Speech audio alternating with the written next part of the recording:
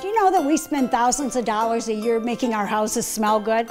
We buy everything we can to give it a fresh smell. Instead of doing that, why not make your own and do it for pennies? We can do it quickly and easily. So today, that's just what we're going to do. We're going to take 2 cups of water. To that, we're going to add 1 tablespoon of baking soda because we know that baking soda absorbs odors. Then we're going to put in just 1 teaspoon of ammonia. Now that will encapsulate the odors. We're going to stir that up well. And now comes the fun part. Pick any fragrance you like.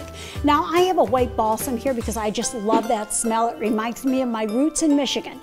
I'm going to put in about 20 drops.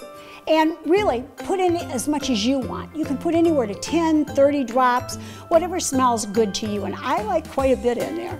Then I'm just going to stir that up one last time.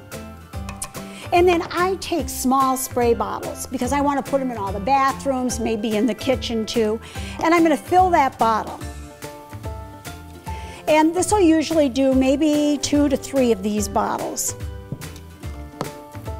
And we'll just put the lid on, give it a little shake, give it a spritz.